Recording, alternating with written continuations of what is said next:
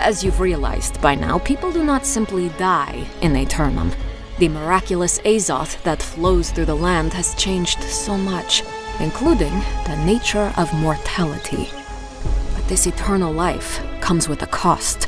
As the ages pass, some bodies and minds waste away, while others suffer deaths so violent and unimaginable that all that remains is a spirit of pure rage. These are the lost. Not alive, and certainly not dead. Their existence is a constant misery. The lost are fearsome and implacable foes, and on Aeternum their numbers are legion.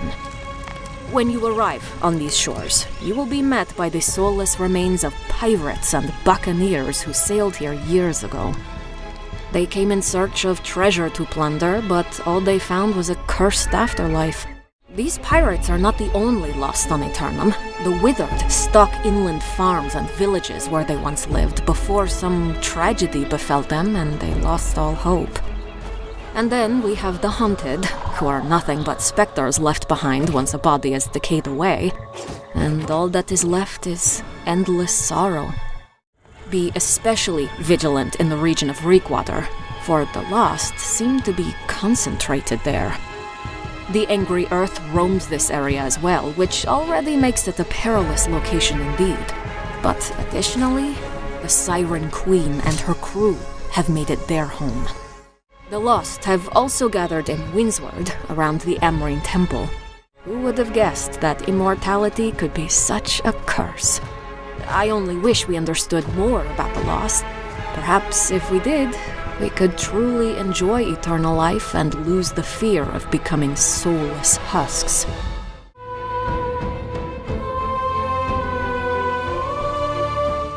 The angry earth are physical manifestations of that resistance to wayfarers like yourself. Some believe that the land itself felt the corruption sweeping through Aeternum and decided to fight back. Others say that the angry earth are as old as Aeternum itself and have protected this land long before anyone set foot here. When angered, their purpose becomes clear. They're protectors of the land and take their roles rather seriously. A blight is steadily corrupting their kind, and some of the angry earth have succumbed to its influence. More often than not, you'll find the angry earth in their elemental form.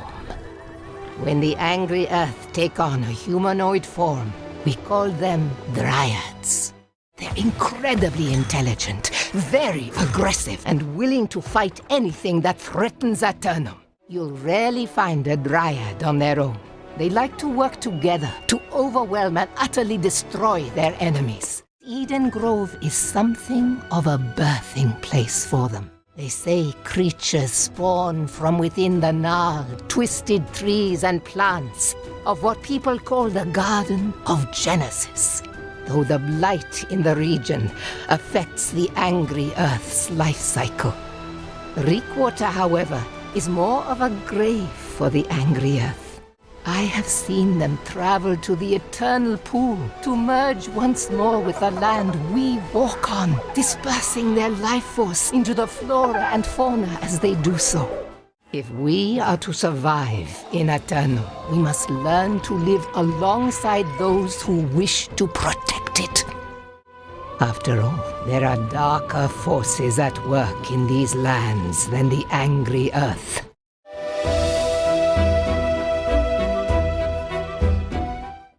The ancients harnessed the power of Azoth, using it to perform their miracles and extend their lives.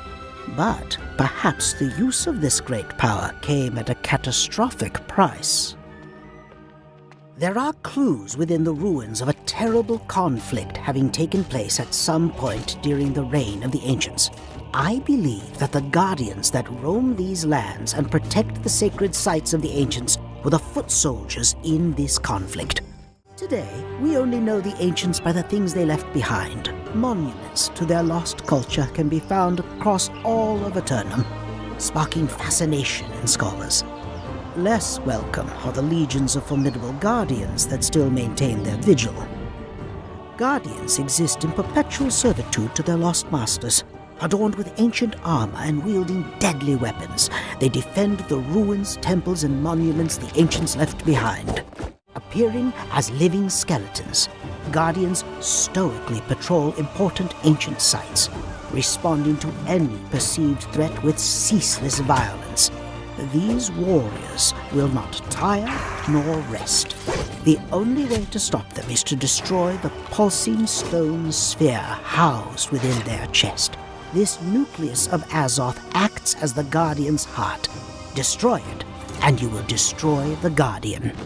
Reekwater, this boggy swamp, is said to be the original birthplace of the Guardians, where the ancients first transformed humans into their restless soldiers through unnatural rituals performed within the pool of eternity. It is said that those who delve into the Lazarus Well expedition will come face to face with one of the most fearsome Guardians that ever existed. Another mysterious monument lies in the plains of Mourningdale. Here you can find one of the most well-preserved ancient temples in all of Aeternum, lying untouched among the ruins of a city. In the heart of Aeternum, you will find the lush land of Everfall and the shattered obelisk, a perplexing relic of the ancients' civilization. Some believe this mysterious artifact holds the secret to the ancients' technology and the purpose of the many towers scattered across the region. No one knows the origin of the corruption or when it first appeared. Some believe it's been here all along, biding its time to surface. Others say that it spawned from the inherent evil in humanity. What is the corruption? Some say it's Azoth, twisted into a malevolent form. Others believe it is a parasite that ravenously feeds on Azoth. It is believed that the corruption came about as a result of the ancients' experiments with Azoth. What is certain is that it invades living beings, turning them into the corrupted with the intent on spreading its influence.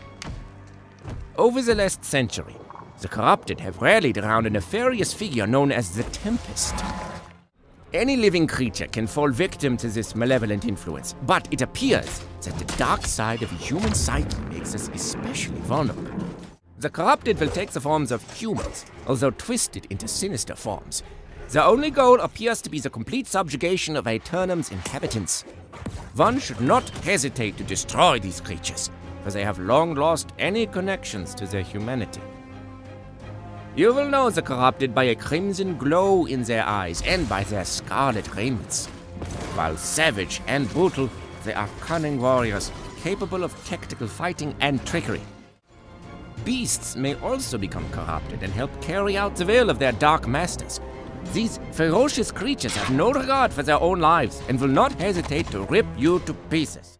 The most dangerous is their priests. These blasphemous clerics are the leaders of this hellish legion. They use dark magic to bend living beings to their will. If encountered, you must eliminate them as quickly as you can. Finally, I would be remiss not to mention the dangerous sorceress residing in Ebonscale Reach. Empress Zhou Tai Ying holds dominion over this fertile land, and she is steadily transforming it into a bastion for the corrupted. Without question, the Empress is one of the greatest threats we currently face. It is said that she amasses an army and a fleet of ships that are poised to launch a campaign across all of Aeternum.